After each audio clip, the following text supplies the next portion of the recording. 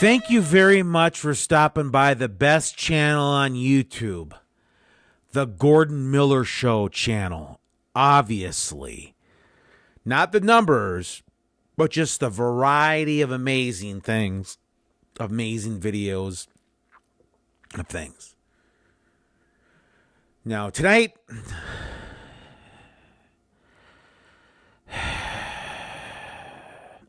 I want to talk about a topic that could be an interest to you. In fact, it will be an interest to you.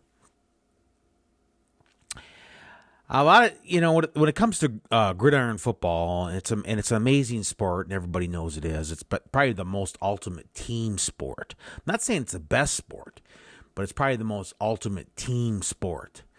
You got 11 on 11, and it's truly remarkable. It's an amazing.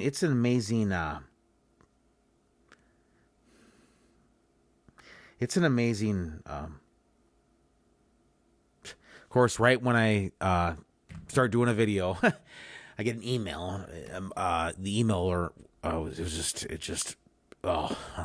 get all these emails constantly at the Gordon Miller Show. And the Gordon Miller Show inbox is full of fans from all over the world, all over the planet Earth, even throughout the Earth solar system, throughout the many solar systems of the Milky Way galaxy, even.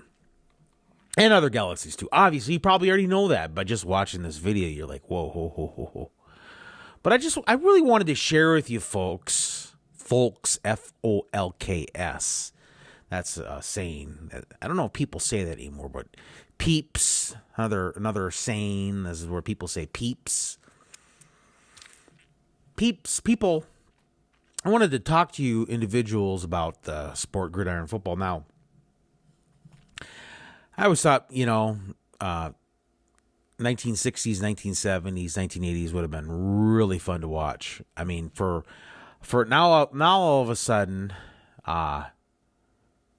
they do a lot of stuff out there, a lot of stuff to protect players, which is good.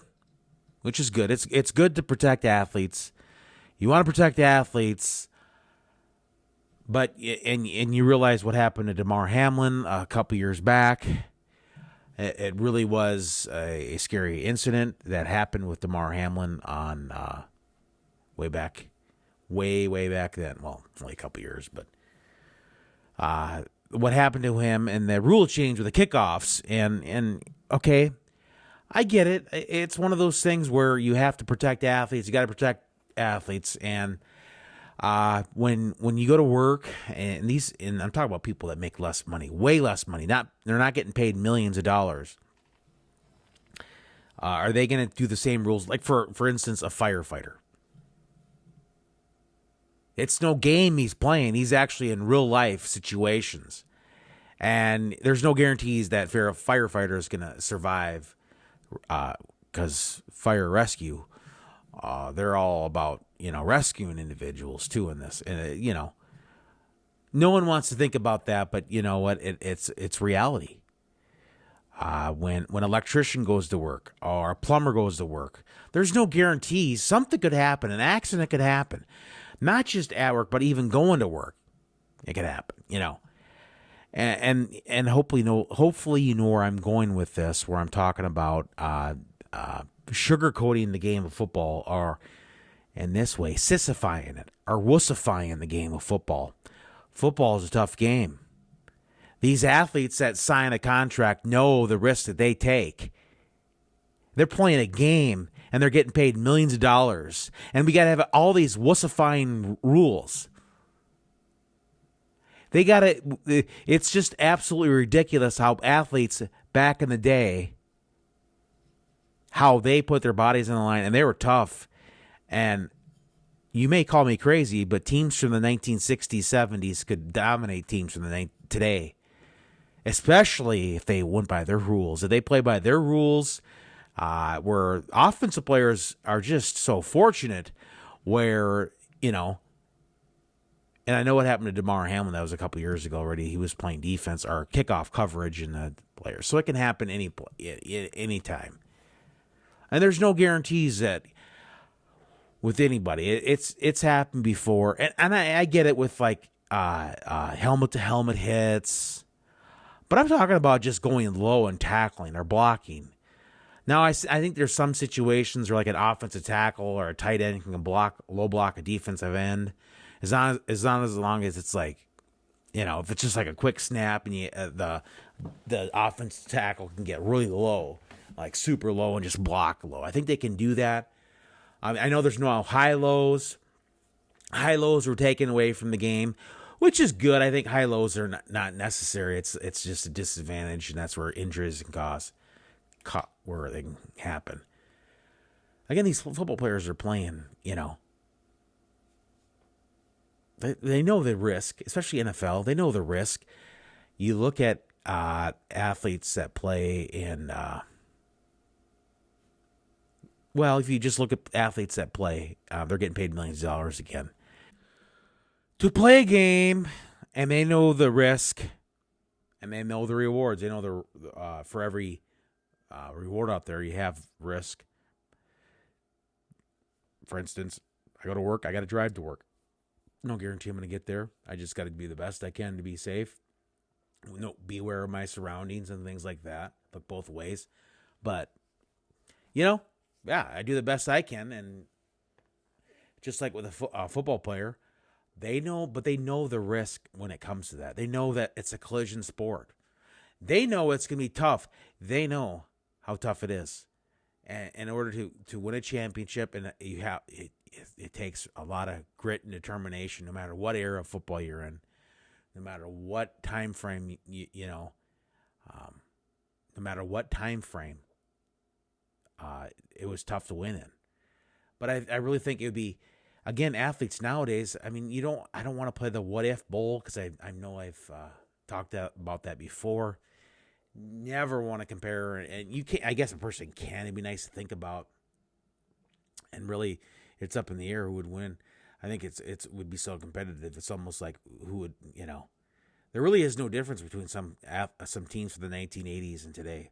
1980s was NFL prime. I mean, 85 Bears, 86 Giants, 87 Redskins, 91 Redskins, 92 Cowboys, 89 49ers. Can never forget that dominant team. They were so good they could match up with anybody nowadays. They could easily. But even teams from the 1970s, Pittsburgh Steelers, the Miami Dolphins, they could play, a lot of times, a lot of people would say, well, they're bigger, faster, stronger today. No, I mean, maybe bigger. Pound for pound, But I guarantee you that these athletes nowadays, all they do is complain. And they play in an era where everything has to be so watered down, where it's just basically, again, the NFL is sissifying or wussifying the game. And I understand, like, vicious hits in the NFL and vicious hits in college gridiron. And there's ejections for targeting. But some of these targeting rules are so ridiculous. So ridiculous how if a player... offensive player gets low, defensive player can't get low, or say the offensive player gets low, the receiver, and the defensive back or the safety gets low, and they bump inadvertently, they get a targeting, or they'll review for targeting. And you ever notice if you're gonna watch a football game and you hear the referees sit there and say, oh, that was a clean hit. That was a vicious, or that was an awesome hit. That was a huge hit. And they always have to follow it up with, well, it was, and that's a clean hit too. Again, they sissify, make it, these players, like, they just don't know what hits are. They just don't know it. They couldn't even play back in the day where a player, they were built on tackling. I'm not saying that nowadays the athletes aren't tough. They are. They're extremely tough. But just, it's not fun for the game to watch football, to watch it. And that was really fun to play. It would have been so awesome to be able to, that would have been a bucket list, obviously. It's still a bucket list to go to an NFL game for a lot of people. But just to even go back, like back in the 60s and 70s, athletes, or to see the football games, and they were after each other, and it was fun. It was really fun. It would have been really fun to go back in those days. And, it wouldn't be, in some of these college games, some of these, since there's the offenses are, the rules favor the offenses. Some of these games can get like 60, 65 to 50, especially like late 20s or 2019, 20 teens, and even now I still think there's scores like that. I think it's gotten a little better where you don't see that many high scoring games. And of course that it all depends. And I'm not saying that games back then weren't low scoring. There probably was some low scoring games, of course. But, back then it was AFL. There was high scoring. It was shootouts all the time, and they, so I guess I shouldn't say. The offenses had to earn their touchdowns or had to earn their points back in the heyday when it was fun. When players, it would have been really fun to go to an AFL game or an NFL game. To see those games would have been amazing. To see the hits and the tackles, and there was basically no holds bar. But I mean, we know more now, but I get it. But it just seems like the rule analysts go the other extreme, like to protect these offensive players. Pretty soon you won't be able to tackle. It'll just be the offenses. You basically be two-hand touch anymore. It's really sad. That would be really sad. I mean, good thing about the NFL is that they didn't. I think there was the hip drop tackle. There was a few things. There was a few hip drop tackles that they don't really enforce those, and which is good to see because I think there was a couple, not too extreme, but it's a good way to tackle somebody. I mean, with the NFL should just focus on protecting athletes' heads. Legs are just going to be, and if it gets locked in there and it gets dragged up on, that's going to happen. And that's the nature of the beast right there. You want to do everything you can to protect these players, but to sissify it, I mean, it's just absolutely crazy. There's more leg injuries with football than anything. A lot of people think there's head injuries, but there's way more leg injuries in football all the time. Players getting rolled up on, was it even like a couple years ago? It was North Carolina State and Texas Tech. That poor Texas Tech player got a compound fracture, and it was really vicious. A few years, 2.5 years ago, there was a game. It was terrible, but that's the nature of the beast. In the NFL, these athletes are getting paid millions of dollars. They know the risk. I wish they would, like I say, oh my goodness. But I think I'll turn this into a podcast. So this video podcast is free. And if you made it this far, thank you very much for watching the whole video. Alrighty. Have a great day. Thanks again for stopping by the Gordon Miller Podcast.